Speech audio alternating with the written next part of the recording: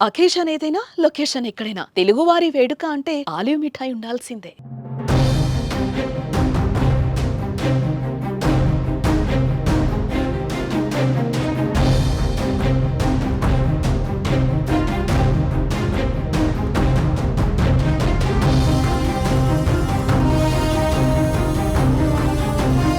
తెలంగాణలో ఉగ్రమూలాలు ఆందోళన కలిగిస్తున్నాయి.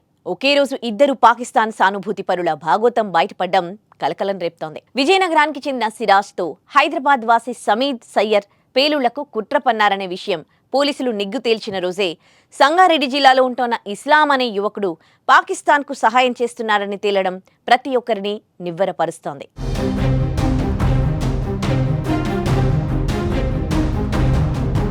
జమ్మూ కాశ్మీర్లోని పెహల్గాంలో హిందువుల కాల్చివేత తర్వాత భద్రతా దళాలు పూర్తి స్థాయిలో చర్యలు తీసుకుంటున్నాయి. ఉగ్రవాద దాడి తర్వాత భద్రతా దళాలు ఉగ్రవాదులపై ఆపరేషన్ను ముమ్మరం చేశాయి. ఈ క్రమంలోనే ఆపరేషన్ ఘోష్ సిమ్ను అస్సాం పోలీసులు ప్రారంభించారు. మన దేశానికి చెందిన సిమ్ కార్డులతో ఓటీపీలు చెప్పి పాకిస్తాన్లో వాట్సాప్ అకౌంట్లు క్రియేట్ చేసే 7 నిందితులను అరెస్ట్ చేశారు.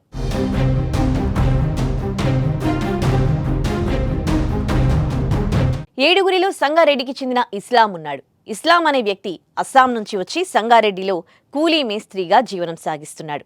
ఇక్కడున్న యువకులను ఉగ్రవాదులుగా తయారు చేయడం, ఫేక్ సిమ్ కార్డులు క్రియేట్ చేసి పాకిస్తాన్ ఏజెంట్లకు పక్కా సమాచారం ఇవ్వడం ఇస్లాం పనిగా పెట్టుకున్నాడు.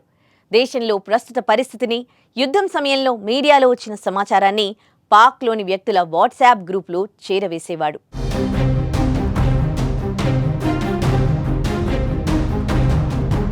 ఇస్లాంతో పాటు మిగిలిన 6 అస్సాం పోలీసులు విచారిస్తున్నారు.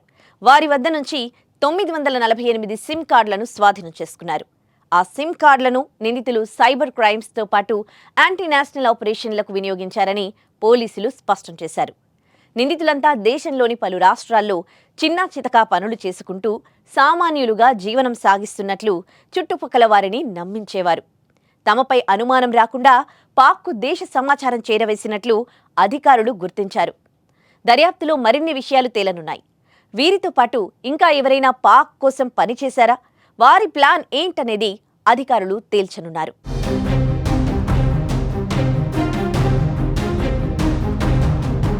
పెహల్గాం దాడి తర్వాత అస్సాం వేదికగానే పాక్ అనుకూల నినాదాలు ఎక్కువగా వినిపించాయి. ఉగ్రవాదులు అన్యాయంగా 28 మంది అమాయక ప్రజల ప్రాణం తీయడంతో దేశం కన్నీరు పెడితే అస్సాంలో రాష్ట్రంలోని దేశ విద్రోహ శక్తులు మాత్రం ఆనందపడ్డాయి. ఉగ్రవాదులకు సానుకూలంగా గళాన్ని వినిపించారు. దేశానికి వ్యతిరేకంగా మాట్లాడిన సుమారు 50 మందిని పోలీసులు అరెస్ట్ చేశారు. తాజాగా ఆపరేషన్ ఘోస్ట్ సిమ్లో భాగంగా మరో 7 అరెస్ట్ చేయడం చర్చానీయాంశమవుతోంది. మన దేశంలోనే ఉంటూ, మన తిండే తింటూ, మన గాలినే పీల్చుతూ పాకిస్తాన్కు సాయం చేసిన ఇలాంటి వారికి ఎలాంటి శిక్షలు వేయాలో మీరే కామెంట్ చేయండి.